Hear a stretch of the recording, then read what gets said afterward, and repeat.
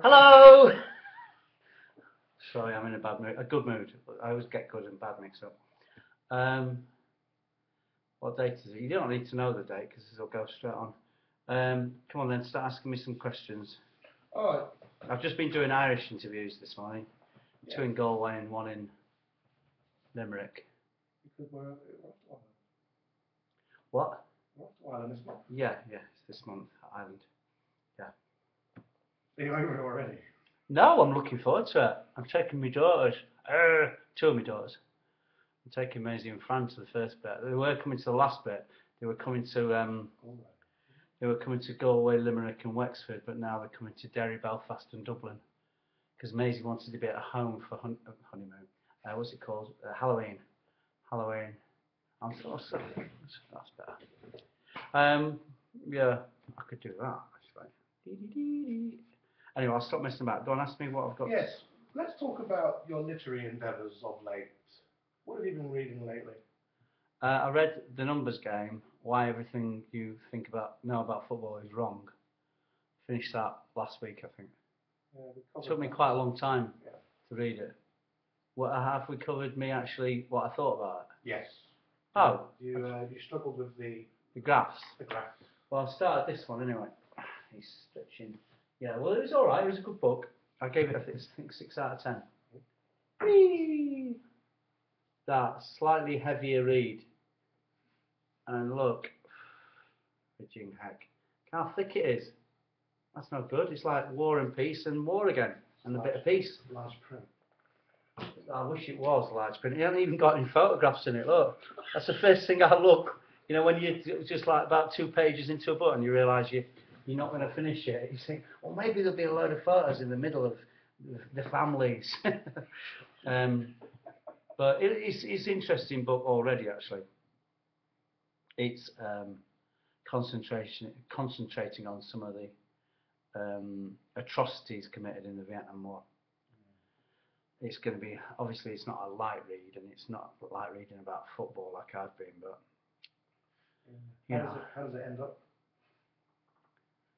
I think it ends up with a change of presidency and America having a new. Well, I can't work this thing out. I'm going to do this. That's better. We're getting a new president and thinking all's going to be all right, and replacing Nixon with Carter, was it, or Ford? And then Ford with Carter with Reagan, and etc. going around in circles, and then we're back to where we were. But I find little pieces of history like that interesting, so I'm going to read it. I'll probably become all obsessed with everything in Vietnam for a few weeks. All right, and music. What are you spinning on the disc? Music. I've just been listening. Well, last month I was struggling. The month before, I can't remember, like August or September. I was struggling with getting anything in the charts because not many people release records in August. So I thought I'd search on my computer like the best 50, top 50 country and western drinking songs, and I've just discovered some of the most brilliant songs. I'll have to put my iTunes up. Brilliant songs for ages. Things like Domestic Light and Cold by Dierks Bentley. I'll put that on in the background. The incredibly right-wing Beer for My Horses by Toby Keith and Willie Nelson. Whiskey for my men and beer for my horses. That's what they say when they stop at a. This is Domestic Light and Cold. It's all pretty middle of the road. Six Pack Summer by Phil Vassar. Goodbye Earl by Dixie Chicks, which is a fantastic anti, it's a song about domestic violence. 10 Rounds with Jose Cuervo. Oh, absolutely brilliant. He goes 10 rounds with Jose Cuervo, and that's a rough story. And when he gets to 10, he has to start again. He loses count and he has to start again. I would really recommend buying this. It's by a bloke called Tracy Bird. Pretty Good at Drinking Beer by Billy Currington. Tracy's got Yes, yeah. Whiskey Chasing by Joe Stampley and Mo Bandy. Toes, Zach Brown. Check this out for a first lyric. This is what I should be writing. None of this political shit, just this shit. Check this for a first line.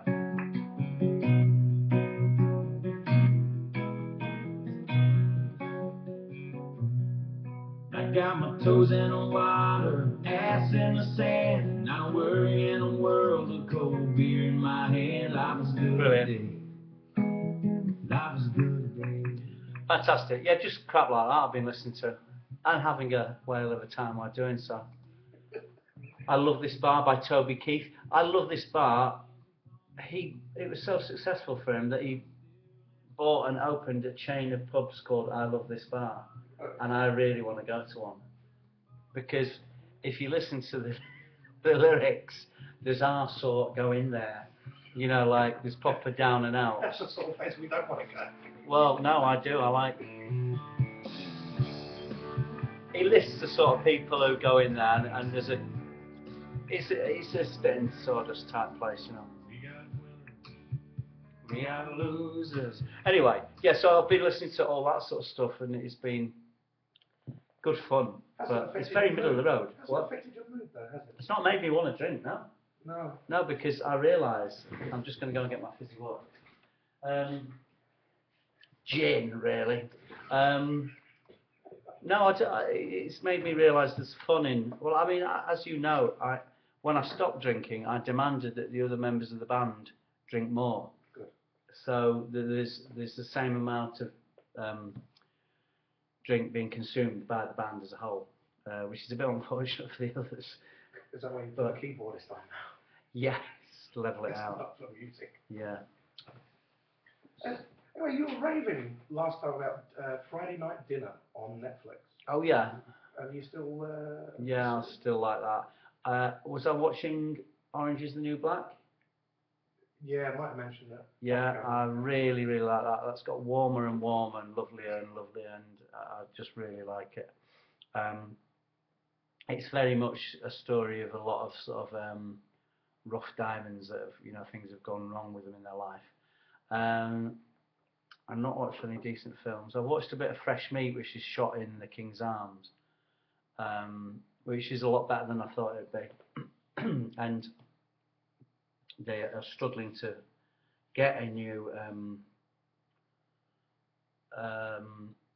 series together because the people have gone on to become bigger than. Yeah, well, people like Jack Whitehall, is it? He's in it, and he's quite a star, and I think a few of the others as well. Scottish independence has been voted for and against, and they went against. I don't know if I commented on that. Or fleetingly, yeah. Fleetingly, well. Something about slave masters. Yeah. Oh, I mean, fingernails have grown incredibly long and disgusting, I suppose, for some people, but I'll be getting those bitten soon. By who? By me. I don't have like a slave. So you support your own habit then? Yeah, I don't have some sort of slave biter. You could grow your own. I could, well, I do, yeah. That's what I Grow do. your own. Yeah. And film, we know you don't do films because you don't remember them. Well, no, I just tend to get the ends a bit wrong. And Football. Yeah, come on. Blades, Sheffield United aren't doing very well now. We lost to Chesterfield on Saturday, 3-2. You won last night. But yes, we did at Hartlepool.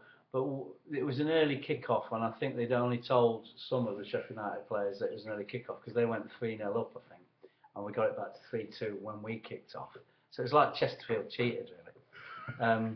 But I'm sort of glad Chesterfield won in a way, because it's good when a smaller side beat. I don't mean to accuse Chesterfield of anything other than being massive, but it's good when a smaller side beat Sheffield United, especially when it's local. It's, you know, I don't like it happening if I'm actually in the ground, but you know, Chesterfield beating Sheffield United is 3-2. It's a good result, isn't it, for Chesterfield? And we can get around back at some stage, maybe with our glorious history. Some of the players I predicted would do well last year have surfaced. Jack Grealish who is at Notts County, is now getting on occasionally for Villa. Yes, he is. He's just pulled out of the Tom, 21 squad. as he, for Tom, Ireland, yeah. Tom Lawrence is doing all right. Rolando Aarons is doing very well, but got a terrible hamstring injury a couple of weeks ago. Rolando Aarons, the young 18-year-old. So I've been keeping an eye. The player who caught my eye recently was a player called Jeff Stans, Stans, playing in the Dutch Eredivisie, but I can't remember who he plays for. He might be a big fan of you. I don't think he is. I think Jeff Stans, by a name like that, he's into Dutch rap. Excelsior, I think he plays for. Oh no, RKC Welvik. I don't think I'm.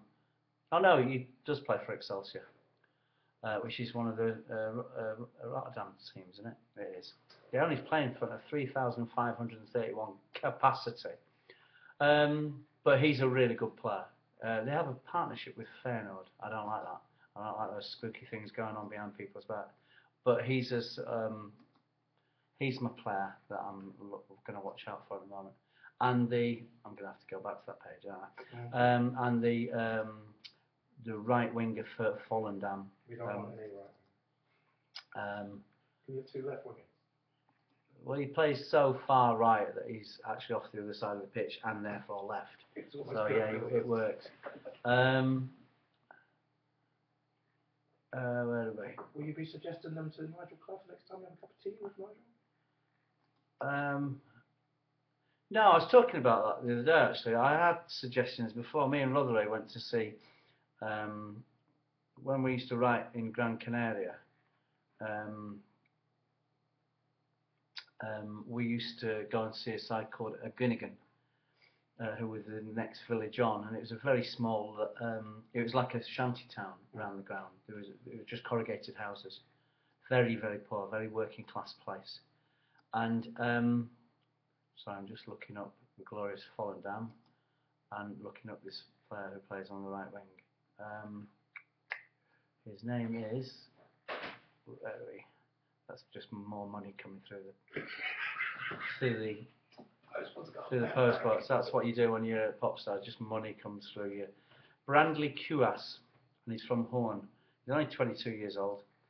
Excuse me if I'm not pronouncing the names right. What was I talking about?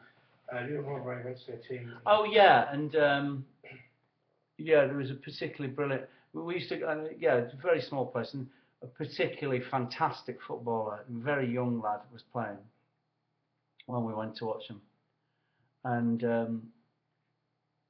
I recommended him.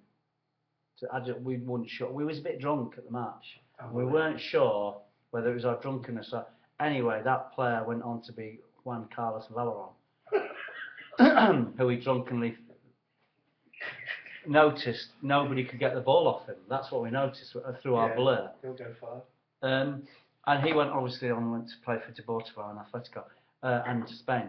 And since then, I've noticed a few players have come from Gunnigan. David Silva, in fact, is from Gunnigan. They call Valeron El Maggio de Gunnigan, which is the magician of Gunnigan. Eh? They call me El Maggio of now. Yeah, so Jeff Stans and anybody from Gunnigan. And if you're ever on holiday in Puerto Rico in Gran Canaria, make sure you catch a bus or a taxi. We've got a taxi out to Gunnigan on a Sunday and see if they're playing, because the standard is fantastic. Well, sometimes. Maybe you should take Nigel with That's where my famous crapping story came from. Oh, the one with the one with the hand dryer. The hand dryer. Yeah. I think that was no, I don't want to relive that one. That was the year after, I think, or 2 years after. Right. Anything else you want to discuss? I think we've gone through it all. Just that the tour starts in Ireland end of this month. The tour starts in Ireland on October 26th. What do you think I should do about their teeth? They're yellow, and they've got a big gap in the middle. I think I should have them done like Sean Ryder. I can't stand people thingy bobbing. I can't kind of people who have the teeth whitened. I'm not talking about Sean Ryder because he might have, but you know that in general, that sort of like American gleam that's coming over on English telly now. It's like every twat's had their teeth done. I'm just like, and it makes us feel like real bad. Well, Like, apparently it's in vogue. The gap is now. well, the gap thing as well. That's because I'm black, and a gospel singer in my previous life. Oh, right. If you notice it on a lot of black women, they have a gap between the teeth, Right. and that's from me. No, I think you should just leave them how they are. How's a little update on your shoulder? Because you looked a little bit uncomfortable at the Palladium the other evening. Did I? Yes, it was. I was. It was like it was tied to your side. It was a bit. Oh no, I was told I was being grumpy at the Palladium, and no wonder I was being grumpy because I was cut out. Oh, you should explain that. Yeah, well, they cut me out of the single a little bit, and then the ITV, I like that. They cut the other bit I sing down, so I only really had two. At first I thought it was funny, then I got angry, and now I think it's funny. It's just like, it's that thing, isn't it, that I was talking about in an interview before with Ireland. I feel like the bloke from the Sugar Cubes, you know, when there's Bjork, yeah, Stig Dump out of the Sugar Cubes. I feel a bit like him. There's the, you know, like Jackie's got the voice everyone wants to hear, and every time I'm can we cut his bit out, please? Can we cut that bit? So I feel a bit like that. And you were talking to me, you were asking me about Morrissey and the cancer thing, weren't you? And whether you were saying whether he's actually got it. And I was saying, of course he's got it, he won't do something like that. Not even him, he's like showbiz, mate. Of course it's genuine. You know, whether it's genuine or not, he's not using our NHS. But you reckon he's got enough money to go private anyway. Well, that's not the sort of attitude you should have. I've probably got enough money to have my teeth done. But look at me, I'm suffering. But look at his face. Yeah, don't have him coming back here and like after all that time in Rome, and he's got to pay for Roman dentistry, which is probably better than here anyway. Oh. No, not dentistry. He's not having his teeth done, is he? He's got cancer. Sorry, I always get them two mixed up. I just wish him well because he was a big influence on me lyrically. People say vocally, but I don't mean to sing like him. I think I say my daughters think I sing like him, but he genuinely wasn't an influence vocally, but definitely lyrically. He was at your last gig in LA with the group song. Oh, yeah, he was. He was at the gig in New York and LA. He came to both. You could see his massive head at the back.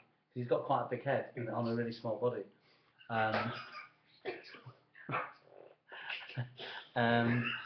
But yeah, he was really nice, really And you've returned the charming. favour. What there? What do you want me to do? Go to one of his concerts with a big head on? I'm not going to do that. No. Now I've returned the favour by wishing him all the best. I think it's not only sad for him, if it, you know whether he's suffering how far down the line, or whether it's clearing or whatever. But it's sad for his legions of fans because I know how important he is as a figurehead to them. So you know, I hope he gets better soon. That's it. We'll see you on the road. We'll see. Yeah, I'll see you on the road. And there are still tickets available. There's like one left at Bradford, two left in Warrington. No, there's one's left in Blackburn. Is there one ticket left?